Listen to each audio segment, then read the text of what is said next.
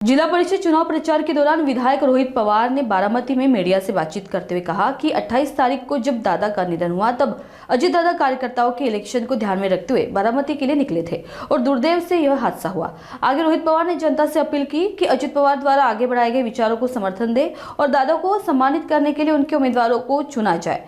सुनिए विधायक रोहित पवार इनका जिला परिषद चुनाव प्रचार का विस्तृत बयान।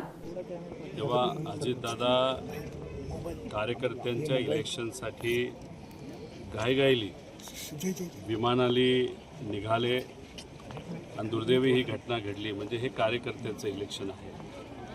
आज प्रचाराचा शेवटचा दिवस जिल्हा परिषदचा 12 जिल्ह्यांमध्ये या निवडणुका त्या ठिकाणी लागलेल्या आहेत।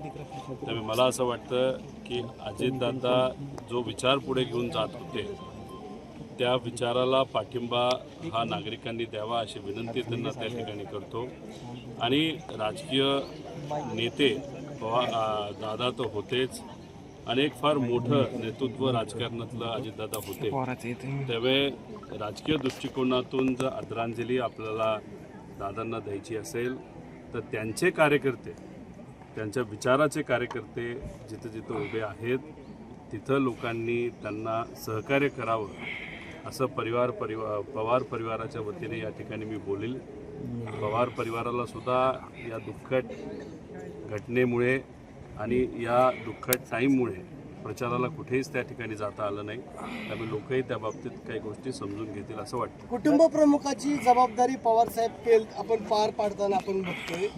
एवढं मोठं दुःख असताना स्वतः पवार साहेबांनी सर्व पवार कुटुंबियांना आपल्या सोबत घेत दुःख कमी करण्याचा प्रयत्न केलेला आहे। आणि आज आपण बघितलं की बैठक झाली आणि अजितदादांच्या स्वार्थाची जागेची पाहणी देखील करण्यात आली। पवार साहेबांच्या बाबतीत बोलायचं झालं तर आमच्या परिवारामध्ये पवार साहेब हे नेहमीच केंद्रबिंदू राहिलेले आहेत। राजकीय दृष्टिकोनातून पवार साहेबांचं कार्य मोठं होतं, सामाजिक दृष्टिकोनातून कार्य मोठं होतं आणि परिवाराला जेव्हा केव्हा अडचणी आल्या तेव्हा पवार साहेब हे भक्कमपणे परिवाराबरोबर राहिलेत। अजितदादा सुद्धा परिवाराबरोबर जेव्हा केव्हा अडचण त्या ठिकाणी आली तेव्हा ते राहिलेले आहेत।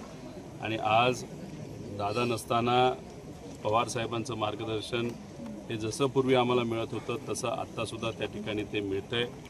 आणि पार्थ असेल, जय असेल, काकी असतील, आम्ही सर्वजण असो हे पवार साहेबांच्या मार्गदर्शनाखाली व्यक्तिगत परिवारातले कुठले विषय असतील नाहीतर या ट्रस्टचा विषय असेल तर हे सर्व विषय व्यक्तिगत परिवाराचे आहेत आणि सामाजिक आहेत। याच्यात कुठेही त्या ठिकाणी राजकारण नाही।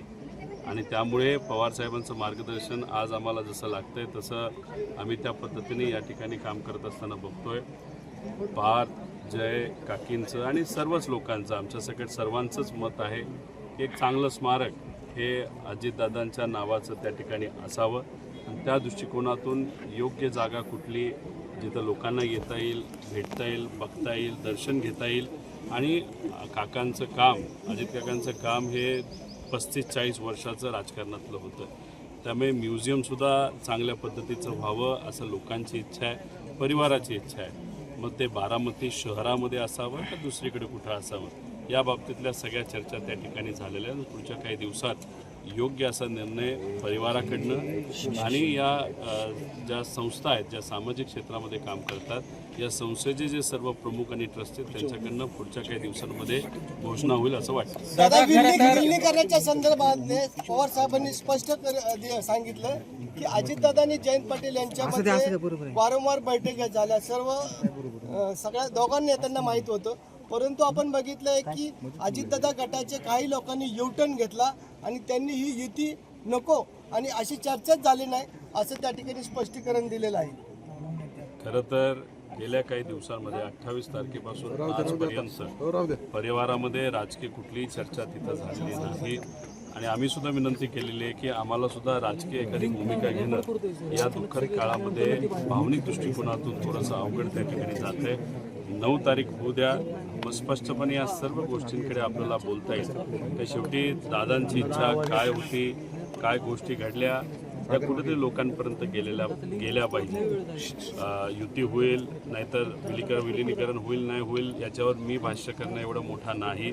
फक्त हे जे काय राजकीय दृष्टिकोनातून काही आरोप प्रत्यारोप नाही तर चर्चा जी कुठली या महाराष्ट्रामध्ये सुरू आहे त्यामुळे कुठंतरी दुःख वाटतं की अजितदादांसारखा एवढा मोठा माणूस त्याच्या मनामध्ये काय याच्याबद्दल कुणीच तिथं चर्चा दुर्दैवाने त्या ठिकाणी करत नाही.